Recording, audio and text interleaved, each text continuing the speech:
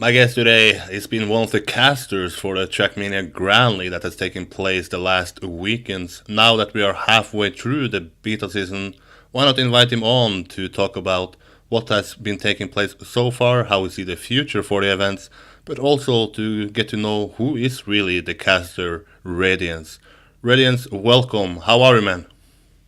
Hi, man. I'm doing pretty good. Thank you for asking. What about you? Yeah, I'm perfect here. But for the obvious question, who are you and what do you do in Trackmania? How old are you? Where are you from? What do people need to know about Radiance? Well, my real name is Mikkel, and I'm 20 years old. I come from Denmark, and I play for the Danish team Hyperion in Bergmania Stadium environment. And yeah, I obviously like to do some casting as well. If you go back in time, when did you discover Trackmania and what was your way into discovering this beautiful game?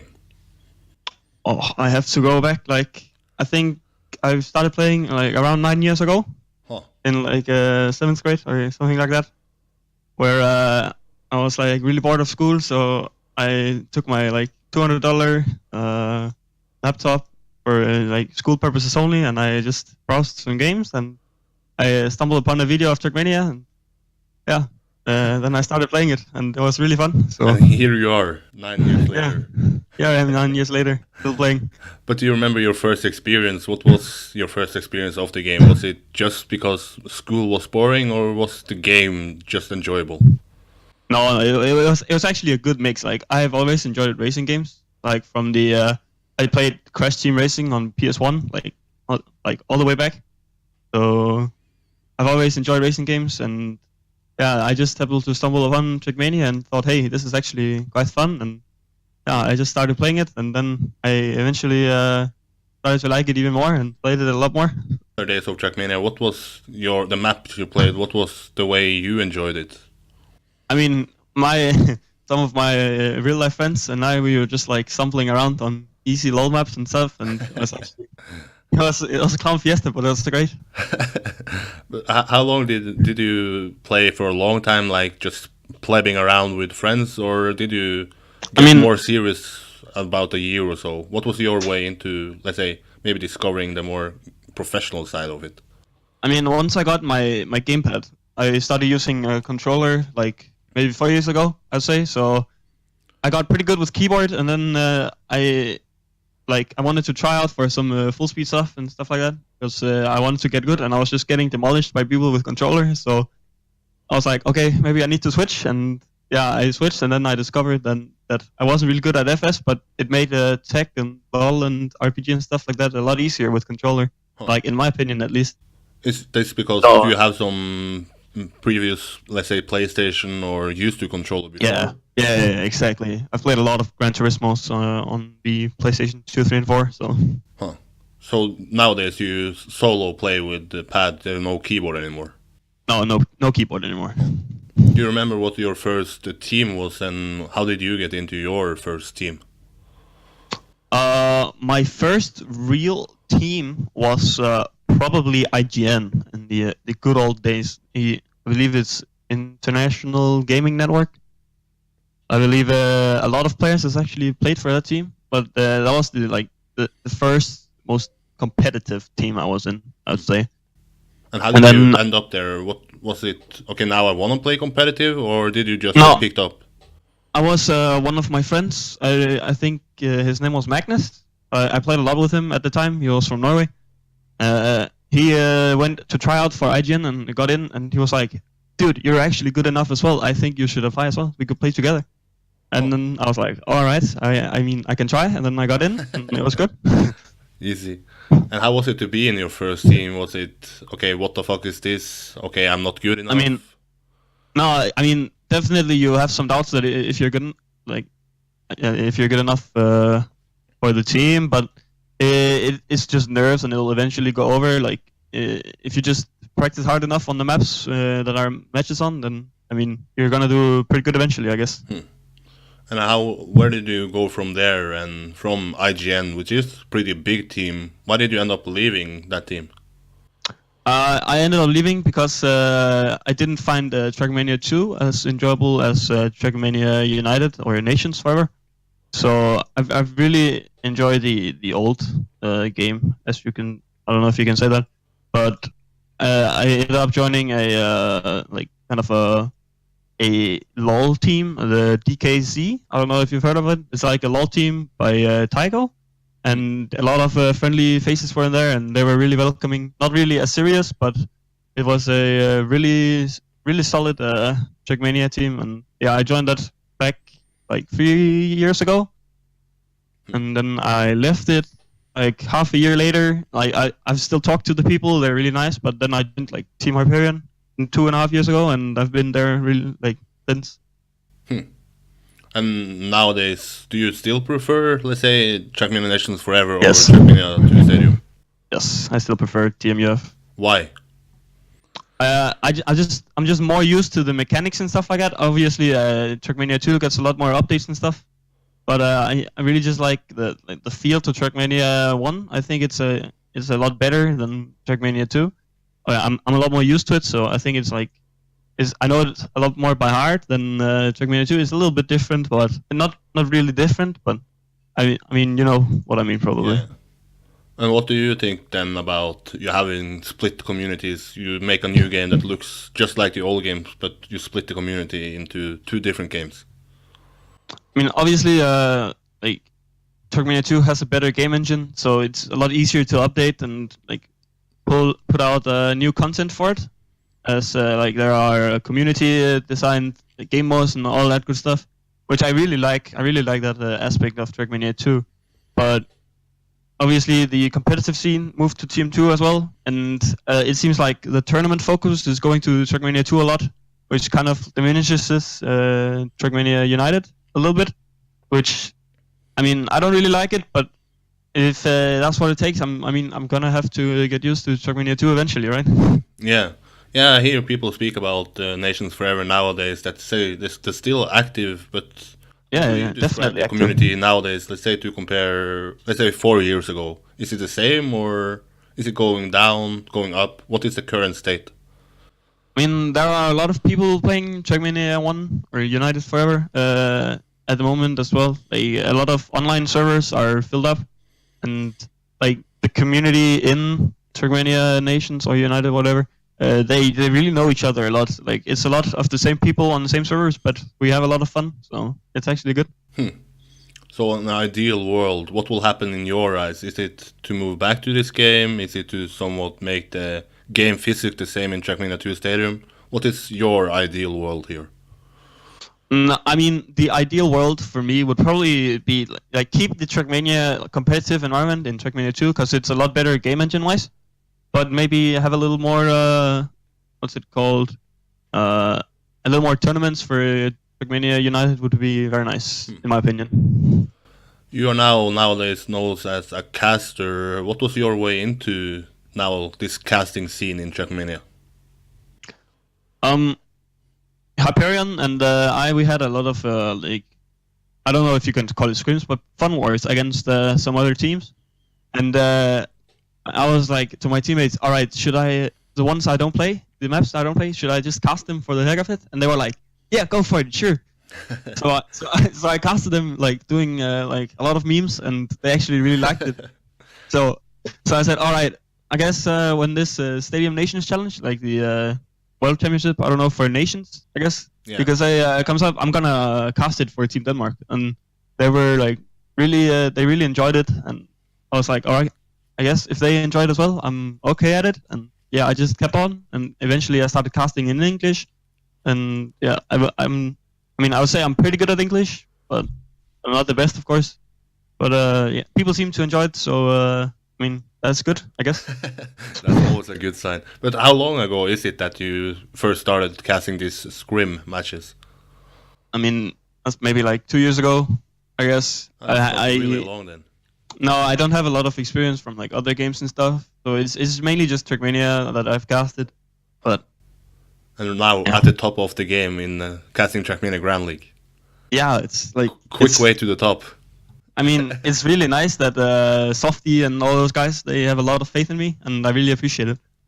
So if you have some sort of starting point in your career with casting the Hyperion matches, and then let's say nowadays at the top with casting the TrackMania Grand League, but what is the way from that starting point and today? How did you end up at the top? I started casting the Hyperion matches, of course, and then I got into the Stadium Nations Challenge at the time, where I casted for some of the matches there, and some of Softy. He saw that okay, this guy might actually be good at it, and he invited me to come cast with R2K for the TrackMania Champions League. So I would get some more experience with a more experienced guy. I would say like R2K is probably one of the nicest guys in there, and he's really good at casting as well. So it was a very good experience for that time. And then he really liked me on TrackMania Champions League, so he invited me to cast with Riolo on TrackMania Grand League, and yeah, that's where I am today. And let's say, do you have some sort of people you look to get better at casting, or is it just natural? I will just do it my own way. That's a really difficult question, because I try to listen to like the feedback I get from my casting for like both the viewers and the other casters' perspective, and then I just try to improve it like that. So maybe if one of my co-casters is not happy with the way I did something, then I'll change it up for the next time. So you had a quick way to the way you are at the moment now, casting the biggest event. But have you faced any problems being a caster? Have there been some negative sides of it, or has it just been a pink world in pink skies? I mean, for my journey, I guess you could say it's a pink fluffy cloud that I'm sitting on. I mean, I would probably I'll probably watch TrackMania Grand League anyways. So I'm like, okay, so if I can do something for the community, cast it. I mean, if I was gonna watch it anyways, why not make it more enjoyable for some of the other people that are watching it? So like that's my point. Like I'm gonna go to. How is it to though cast this new Champions mode where now you have to watch 16 cars driving at the same time? Is it easier for you? Is it more challenging? What is your impression of this game mode? The game mode itself is really enjoyable to both watch and cast. I think, though, it is a lot easier to cast if you're doing it solo. I mean, you can like argue that it is easier with two people because you can see a lot more on the map. But I think solo casting this mode would actually be a lot easier. But yeah, I mean, it's a really fun way that Nadio and stuff has gone with it, and I really like it. It's pretty sick that there is a very big prize pool as well, which obviously motivates the drivers even more.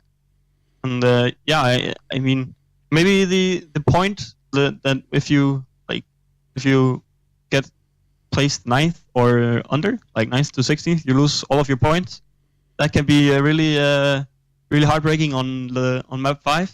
And if you have a lot of points accumulated in the first 4 maps, then it really just demotivates you. Like, I don't know if something should be done about this for the next event. I mean, of course, it is just it's the first time the TrackMania Grand League has been underway, and it is, of course, the beta tournament.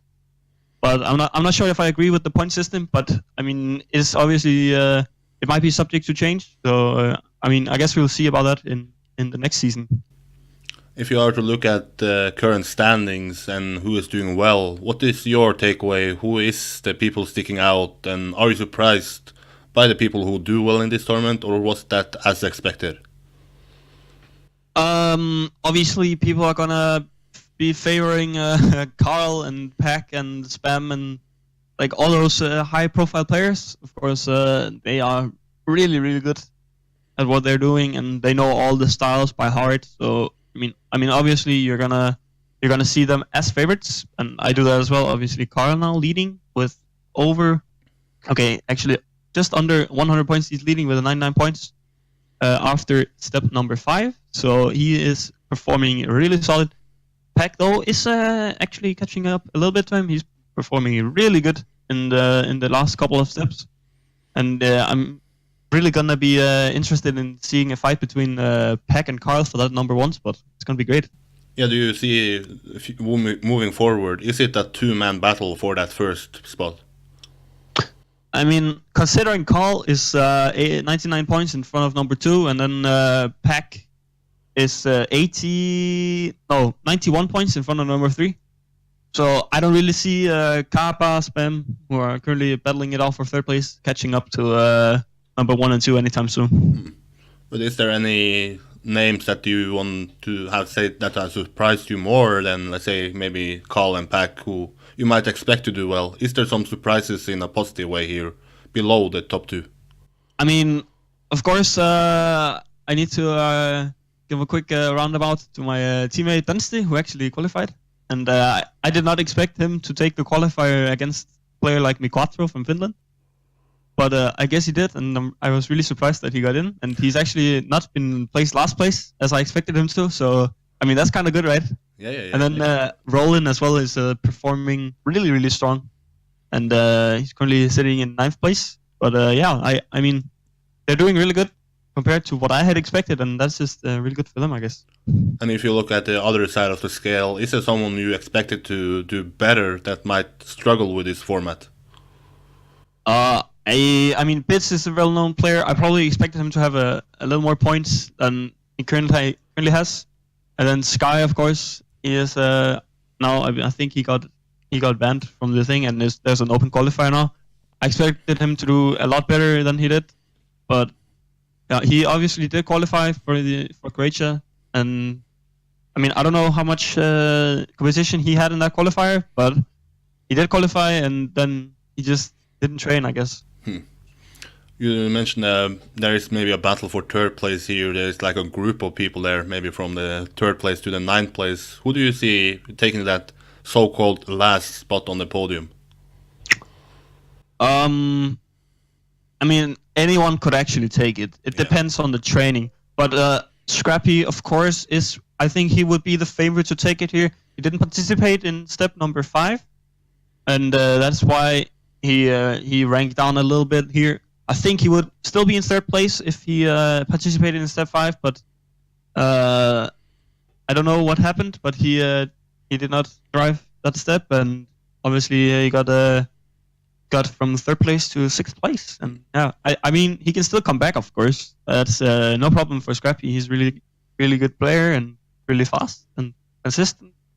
So I think I see Scrappy taking over 3rd here. Yeah. You mentioned that Sky is now disqualified from the event, and do you think that is the right decision now that we're halfway through, seeing him not finishing maps, maybe being last if he finished? Is it the right way to now kick him out of the event, or would you have let him play out the event and then maybe said something to him? I mean, it's a really a big gray area, to be honest. I mean, I'm not in the lead of Team Jill, of course, but I actually agree with Softy's decision to kick him out and find another player for the remaining spots to take over. Because if you have a 16-player battle and it's the best players from around the globe, then I mean, if you have some guy just not really taking it seriously, and with the amount of money that's being put in, you want obviously a good show for all the viewers. And if Sky is not giving you that, then I mean, obviously he shouldn't be in it. That's simple. Some people, I believe yesterday or even the day before, mentioned in the Discord channel that at the moment it might be a sort of a gap between, let's say, a group of favorites, top 8, and then maybe dropping down. Do you think that now that we move forward, let's say top 8, they are getting more and more motivated because they are fighting for the money, and then people who might lose that chance gets less motivated, and therefore the gap will just be bigger and bigger for every step? I mean, the gap is going to be bigger and bigger, but if I was in the bottom 8 half of the players driving myself, I would see it as a great opportunity to get some exposure from people streaming it and stuff like that. Solary has a lot of viewers. The German streams has a lot of viewers. The Mania Blender stream has a lot of viewers as well. So I mean, even if you're in the bottom 9, you get some good exposure for either yourself or the team you're driving for or whatever. So I mean, I wouldn't say I would be less motivated. I mean, obviously it's gonna suck to lose, but I mean, you're gonna have some fun anyways. Take it as a great experience, and then maybe train a little bit harder if that's what needs to be done in order for you to compete for top 8. There was yesterday announced that there will be this open qualifier. You have some players signing up. You have the likes of Onyo, Massa, Twin will attend, Scotty, and maybe Wally as well. Do you have any favorites going into that open qualifier this Sunday? And if so, do you think that that player can make some sort of difference in the Grand League? I mean, obviously, all the players that you just mentioned will probably have a pretty good spot at taking home a spot for the Grand League. It's going to be interesting to watch that qualifier, of course. And I think maybe if Miquatro is his name. If he decides to try and qualify for TMGL once again, he will probably have a good spot as well. But yeah, obviously we will see what happens. It's anyone's game to take. Riolo might, if he decided to think that he wanted to have a go at it again, he could probably do good as well. But I guess we will see when the time comes. I believe, sadly, your co-caster in Riolo can't leave because he said he has some sort of contract with the casting. Okay. And then Miquatro, he don't want to ditch his team in the TrackMania Masters. Yeah. So both your favorites. But now, looking at the event overall, if you look at the bigger view, is this the event that TrackMania needs, or would you have preferred some other events in TrackMania taking this place? I mean, TrackMania Grand League is pulling an insane amount of viewers, and looking at it now, this is probably the event that TrackMania needed to get some exposure and some more people playing. I mean, obviously, a couple of changes will be made for the tournament for the next time around, hopefully. And yeah, I mean, it's gonna be sick. And yeah, I mean, this is probably what TrackMania needed. Yeah, that's what I think. Yeah, maybe one of the main points for this event is what you mentioned, that now you have these big viewers. You have solo restreaming, you have Trilux from Germany. How is it for you to be part of such a big number? You're even on the official channel. I mean, it's an honor to stream on the official channel. It gives, obviously, it gives a kind of a kick to me when I see there's like 600 to 700 people in the Mania Planet chat watching me and Riolo cast the tournament. And I mean, I just enjoy casting overall, but having a lot of viewers is obviously very motivating for me, at least. I'm sure that Riolo feels the same way. And yeah, it's great, and hopefully I can keep going. This event also brings in the topic that the favorite style, or at least the biggest style, tech, might be quote-unquote dying. What do you see the future of tech now that this event is taking place? Is there room for both, or should tech now just take a step down as we see a shifting point in what events taking place? I like this format, but I don't think tech is gonna die at all. I mean, there are still a lot of tech tournaments out there. For example, you mentioned TM Masters as a tech tournament that Miquatro and PKD is currently doing. And I believe M&M is also in that. I'm not sure. Yeah, and yeah, I mean, tech is not dying at all. There are still very many tournaments that you can play if you just only enjoy playing tech, I guess. Then just don't play TrackMania Grand League and let someone else who is actually motivated and really good on a lot of styles then have the spot. I mentioned that maybe this beta season is that this is a chance for Nadeo to actually get Ubisoft involved in TrackMania and maybe getting them behind. Do you think that after this beta season that maybe Ubisoft actually gets on board for Season 1? I hope so. I mean, when the game developer gets involved in both with the community and like in a tournament and stuff, it's usually really good for the game itself. And yeah, I mean, there's some fixing for mid-row bugs right now, I believe, that Ubisoft is currently working on, and that's really good. And I mean, less bugs is a more competitive gameplay environment. I mean, so yeah, let's see where it heads. Only time will tell, I guess, but I think it's heading the right direction at least. So you're positive about the future for TrackMania? Yes, definitely. If you now we move into actually busy time in TrackMania when you talk about offline events, you have the first edition of the La Catalan event, and then you have the Gamers Assembly. I believe it's the 20th edition of the LAN overall. What do you expect going into these two events? I haven't really followed those two events that much. I haven't been for any international offline TrackMania events. I've only been with my teammate Dunsty, who obviously drives in the TMGL now.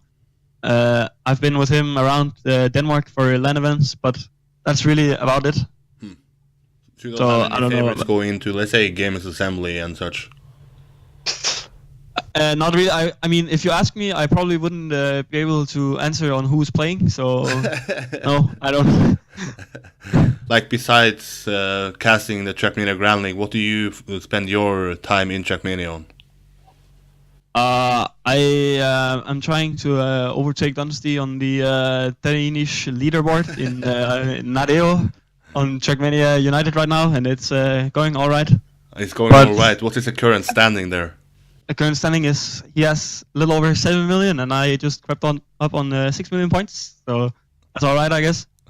And I mean, we're really bad, but it's a fun competition, so you can't really say anything there. And then obviously I join some LOL maps and some tech maps and stuff whenever some of my teammates are on or people I enjoy playing with. If you look at the 2019 for yourself, do you have any goals besides beating Dunsty? Is it maybe to become one of the official voices of TrackMania?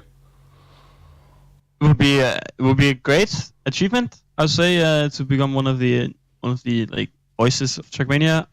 But if that is not gonna happen, I mean, I'm totally fine with it. I really just enjoy casting, like in general, and if I can keep doing that, then I will be happy. So. And looking at your casting, you said that you are casting with more people. For people who are new to casting and might not try this out, what is the hardest part about not casting alone but have to work with someone else there? Definitely, I think the hardest part is the transitions of one caster and then the other one. If you take a look at TrackMania Champions League, I believe it was, if you see how fluently Nutella and Kazan they do it, it's actually insane. And yeah, I mean, it comes with time when you cast with the co-caster a lot more. Then you get to know each other a little bit better, your casting style, and then obviously it gets smoother and smoother the more you cast together. And yeah, I mean, it just takes time to get to know each other, and that's the more enjoyable it's gonna get. So at the moment now you are casting with Riolo. Do you feel that you are somewhat figuring out each other now, or is there still some way to go and there are room for improvements? There's definitely still room for improvements. I mean, we're still just we've only casted together like 3 times, I believe. So there's definitely still room for improvement. We're just figuring out what to do whenever, and yeah, I mean, it's gonna get better with time, hopefully. And yeah, I'm definitely looking forward to casting more with him because he's really good at it. Yeah, that's for sure. Maybe you can be the one who's challenging for Caster of the Year at the TrackMania Awards because it was not really close last time. I mean, it would be good competition, but when I'm up against Riolo, I probably don't expect to win. I'm running out of topics for this podcast, but do you have any topics that you think should get more attention to in the TrackMania? Maybe something that is going under the radar? Yes, Ubisoft give us a free delete coppers from the official vote in TrackMania United. Thank you. That'll be great. That's the cool. Is there anyone you want to give a shout out to? Someone who has helped your TrackMania career, making it a more pleasant experience? So for casters, I'm gonna give a shout out to R2K who picked me up when I was left in the dirt with no one to cast with, and he taught me the basics. I really like the guy. He's really friendly and just generally a good caster. And then obviously Riolo I'm casting with now. I want to give a shout out to the whole Hyperion team. And yeah, it's I can't wait to see you guys on some of these servers. That's it for today. Bye bye, guys. See ya.